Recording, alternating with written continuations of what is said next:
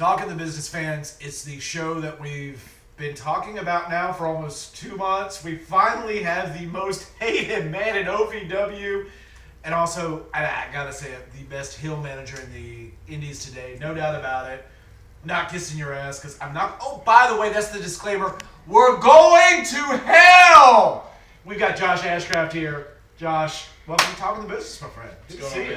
How you doing? Doing Thanks good. for having me.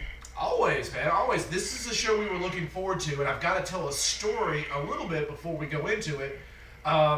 Before you do that, do you have renter's insurance? Because the heat might burn this motherfucker down. Oh, God. See, I told you we're going to hell. I was being literally. So, yes, if you have young children, this is the time where they need to leave the room. No, I'm sitting here, and being the Kevin Steen ridiculous mark that I am, I'm watching this wonderful DVD, and there's this great scene with him and Jim Cornette, and there's a bunch of lawyers around, and I see this ugly guy in the back as a lawyer, and I think about it that's Josh Ashcraft. You said an ugly guy in the back, right? No, still shit. I told you we're going to hell. Yes, that was me. So let's, and this is how I decided in my weird mind we had to have this man on the show. So let's start this off because you grew up in Louisville and you grew up an OVW fan, right? Yes, I did. So tell us all about it, man. About the lawyer part or the growing up? We gotta talk about the growing up Which because one? you went to Louisville Gardens to watch shows. I mean, what was it like back then? Well, I'm born and raised here in Louisville. Okay. It's L-O-U, capital E-V-I-L. Okay. Kentucky. You know, I was never really a huge fan of wrestling when I was in like elementary school and stuff. You know, all the kids were talking about it. You know, Bret Hart, Undertaker, that kind of stuff. It just wasn't my thing. And then I clicked over one day and saw Shawn Michaels and was like, oh, that's pretty cool. And, you know, kind of was this started to heel like it. Shawn? Or? Yeah, it was heel okay. Shawn. And then a buddy of mine said, hey, come over, we're all hanging out watching wrestling. I'm like, all right, whatever. Go over, don't think anything of it. ECW. Guys going through tables. You know, RVD and Sabu versus Hayabusa and Shinzaki. I mean, just Eddie and Dean. It was like a compilation tape. It was actually on VHS tape. And I got hooked, man. And I started watching kind of regularly. And then I saw Mick Foley. And I was like, okay, you know, we're built about the same. Fast forward a few years. We're built about the same, you know, and this guy's out there doing this kind of shit. Just I wish I were 6'6" like Mick or whatever ridiculous. Like, he's a huge guy if you ever meet him. I haven't. Dude's fucking gigantic. I remember being scared. I remember him as Cactus Jack, not in WCW, but actually he started off in World Class with Gary Hart. Yep. And that's where I remember Mick, and even back then he was batshit crazy. Oh yeah. No doubt about it. And that's kind of what really hooked me. And I'm flipping channels one night, and I come across WB here in Louisville, and see wrestling. I'm like, what's this?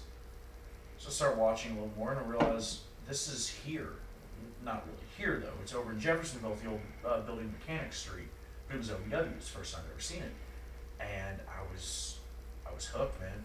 I was in. I was all in. It's all I talked about to my friends. You guys got to watch this. You know, and this is around 99, 2000, somewhere around there. Okay, so was it pre? No, this It was during the WWE. It was right when WWE was coming in. So we had, you know, a very, very young babyface Randy Orton with, you know, just like 3 or 4 tattoos. I mean, Leviathan was here. Yeah, we had Batista's Leviathan. I still remember the promo where they conjured him from the Ohio River, which still, that man's got balls to stand in the Ohio River, especially at night. You know, we had guys like, you know, Cena was still prototype.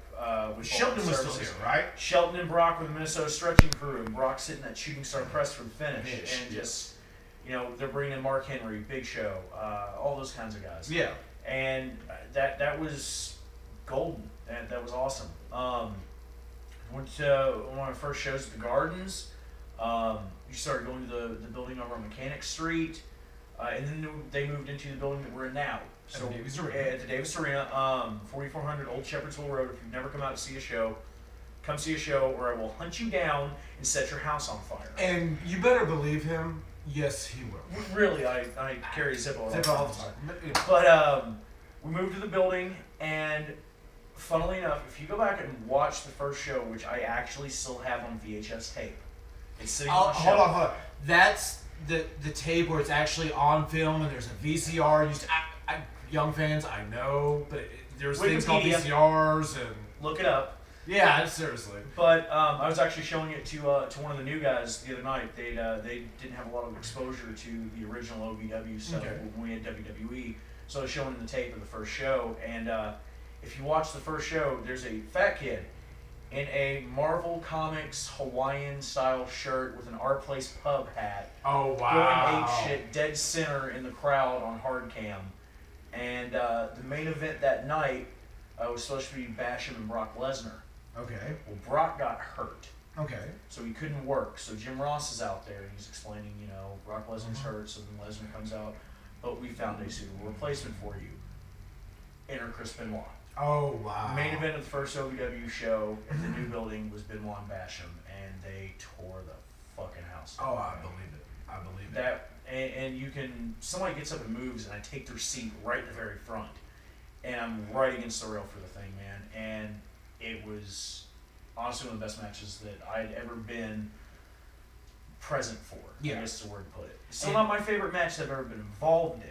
Yeah, but as a fan, and I agree. And like I said, the first KC&DAVE show I ever went to, I was fortunate enough to see Jerry Lynn and Rob Van Dam as the big event. Wow. And those two guys back in the day, Lord Jesus, talking about tearing the house down for 20 minutes.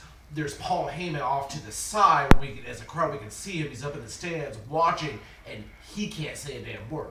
Because for 20 minutes, it's just tearing the house down, and you're mesmerized by the action. Oh, yeah. And honestly, in the best match, my favorite match that I've ever been a part of, will probably never see the light of day because it was dark, but it was Mike Mondo's last match before he left OVW against Rafael Constantine. Oh, nice. Those guys went about 30. Oh, wow. And it was, I think they had like a 10-minute time limit, and they just went. Just like, hey, oh, well, I guess we're doing that. All right, let's do it. And I was a ref for it. And I was so fucking Mondo. Mondo was like a big brother to me. I cannot say enough good things about Mike Mondo. He's honestly one of the best human beings I've ever met in my life. That's he awesome. took great care of a very, very young, very, very green kid that knew nothing and made me feel at home and comfortable and helped me. And I just, again, I could sing Mike Mondo's praises all day long. He really was someone who helped me feel like I belonged. And that's something But that you fucker hear blew stories me up. Though. I swear to God, I was so blown up after that match. But you hear stories like today of, and again, going back to Kevin Steen, sorry, but he'll give credit to, he didn't feel like he was complete until he met a Steve Corino. And it was that vet taking the younger guy going, hey, let me show you this. What do you think about, you really should have changed this. Let me make you feel comfortable. You need someone to travel with on the road. Right. And you don't necessarily hear those stories modern day like you did even just 5 years ago. Sure. And, for the longest time, I wouldn't even change in the locker room with the boys. I as a referee, I would change in production or, before people got, because I didn't want to take a fucking spot. Somebody else was in, and it was Mondo that just, hey, kid, grab your fucking shit. I'm tired of seeing you in there. Come here. And just threw my shit over to a corner. Cool. Was like, you're changing there now. Stop. So I credit Mike Mondo for really... Mike Mondo, and there's a lot of guys. I got to get the shameless hand jobs out of the way first. No, go for it. Guys like Mondo, and guys like Johnny Spade, and guys like Jack Black. And if I leave anybody out, I don't mean to, but the guys that had been there, that had been in OVW, guys like Trailer Park Trash. Yeah. Legend in the area. That really actually helped me get to where I am by being those guys that have been in the locker room that people could look to. Guys like Muhammad Ali Baez. Now he's in El Paso right now, if I remember correctly. No. Ali moved to Australia. Okay. He's in Australia. Randy Torres. Torres is in El Paso. Guys like that, and like Ali and James Moose Thomas, and just all those guys when I first broke in. Cliff Compton. They didn't have to be who they were to me, but they were. They were good, genuine, good-hearted people that helped take care of me. Guys like Chris Silvio that helped me grow into the world that I am now. And as much as I hate to admit it, because fuck him, Chris Sharp, my arch nemesis. Yes, there you go. Your that taught me everything I knew about how to be a referee.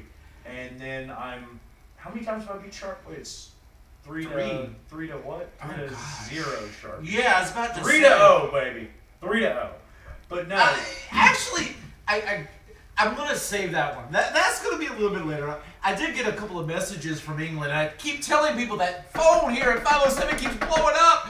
I did get a couple of phone calls and messages from England. But we'll get to that later. I'm sure you did. Oh, I did. But, you know, it's when I first started out, guys like that, and guys like Randy Torres and those guys that really helped me grow in the business. And people like, you know, a Jim Cornette. People like Sin. You know, that again, I have to give complete credit to for helping me become who I am. Now that I've got those pieces, and I still have tons more to do to grow as a manager and just as someone in the business. But you know, there's always room to learn shit. Any business. Yeah. There's always room. I'm 17 years restaurants. I'm still learning every day. If you think you know everything, you have no fucking clue. And I know that I don't know shit. But what I have, I can take and run with because of all of those people that I just listed, the shameless plugs I just gave, because they deserve every single bit of credit that is due to them. Okay, well, so we got this. I have ADD and I go on tangents, so get ready. No, buckle your fucking seatbelt because the tires are on fire and we're on the way into hell. No, we just haven't reached it yet. We are right now because now this is where I get to break away from wrestling because you also have, we kind of have a little tie because we have a love of the same similar type of music and some band called the Bloodhound Gang. Yes. I gotta bring it up because rock and roll, wrestling, and all that. But to a great degree, that is correct. And so what came first for you, music or wrestling? Because that's a great question. I know it's a great question for people who know me. They're like, well, which one first? That's a tough thing there. Well, I grew up in a household with a lot of music always being played. My mom was always playing music. I hate the fucking Beatles. Mom, if you're watching this, I'm sorry. I was supposed to be called John Lennon Cordell. And I've been a John Lennon fan since I was like 6. So it's one of those things where if you put me on an island, Beatles or Stones, give me Stones. If you give me a choice, Beatles or Beatles, I'm fucking finding a nice big rock and bashing my skull in it. No, because if you're a Beatles fan, you're a Beatles fan. If you're a Stones fan, you're a Stones fan. And there is no separation. Yeah, there's really no in between. And the thing is, it's just like wrestling. It's flavors of ice cream. You might like this and that and all the high flying shit, and I might like this and that and the fucking more ground based stuff. You know, it's everybody's taste is different. But for me, like I said, growing up as a kid, I didn't watch a lot of wrestling because my mom wouldn't allow me to watch wrestling. Okay. Now, G.I. Joe and shit like that was fun because it's a cartoon, whatever. Yeah. Which is why my first tattoo was a fucking Cobra logo on my calf. But you know, my mom. God bless her. She went through some shit, and she's not a fan of violence. She just doesn't like it in general. That's fair. And you know, growing up, my parents divorced when I was very, very young. So it was me and my mom all the time, and you know, she didn't want it in the house, and that's fine. But once I started getting older, and like I said, like after I got out of elementary school and started going to middle and all that kind of stuff, so when I really got into wrestling, so. Back to your original question, I would say that the two have to kind of tie in because music was always being played, but I never really cared. Like I still remember what was the first album, or excuse me, what was the first phonograph you bought, old man? Oh, geez, and I know this, and Angie, if you're watching the show, I cannot forget because I saw the video on MTV and I was 8 years old and I had to go get Rat Out of the Cellar. Okay, good choice. I had no choice. I was mesmerized. There's nothing wrong with it, man. Well, I mean, I love hair metal, but saying that, Rat of all bands, but that was the first thing I saw, and that from there it went to metal and things of the such, and Maiden and all that. But it just goes round and round, man. Yeah. Love will find a way. Just give it time. But well, I've got to ask you a question at that point. Where is that first album that changed the way you listen to music? Because I know for me, I was a junior in high school when someone slipped me an album that had been out for 2 weeks, and the video had been released that Saturday on Hamburger's Ball, and it was some crazy band called Pantera, and it changed the way I listened to metal and hard rock for the rest of my life because it was so unique at that time. Sure. So what was your album? Well, the first album I ever bought, it was a CD, mind you, was the soundtrack to Wayne's World 2. Oh, nice. Aerosmith and, all that stuff on there. The first actual CD I bought that changed the way that I listened to music, that helped define the music that I listened to, was Metallica's Black Album. And that was actually released 2 months before Cowboys from Hell, because that's what I was listening to when someone's like, oh, you like that? You've got to try this. Yeah. And for those young fans back then, it was like the tape trading. You pass things off. You would hear, there's this album called Every Good Boy Deserves Fudge by Mudhoney. You should check this out. Right. And you hear Mark Arm for the first time and you go, oh, whoa.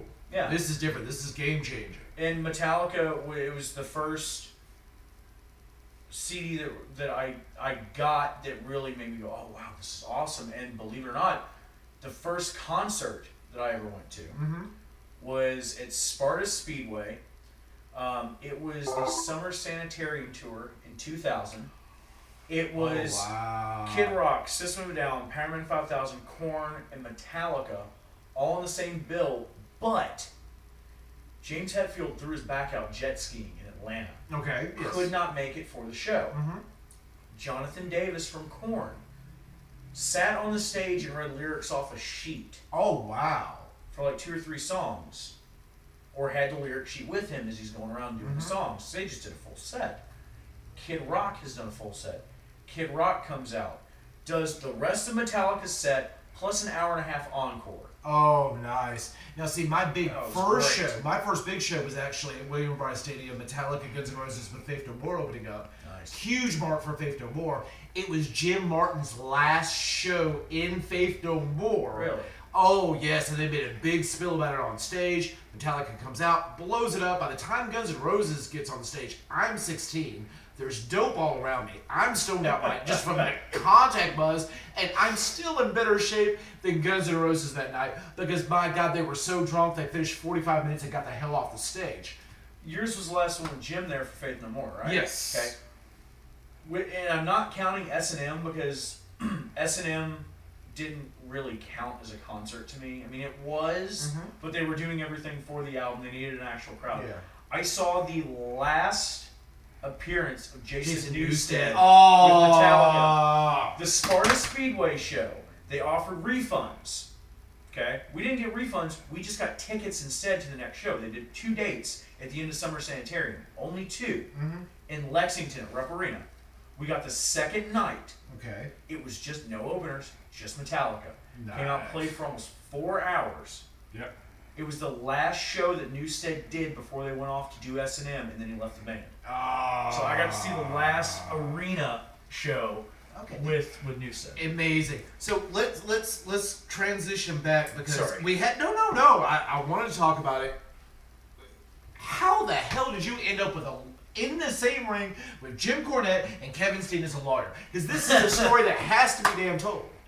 Well, I had just started with OVW. I don't even remember how long I'd been there. I hadn't been around very long. I started out with OVW. It'll be actually 5 years for me this month. Okay. I started out just helping set up the ring and then wanted to do merchandise. Okay.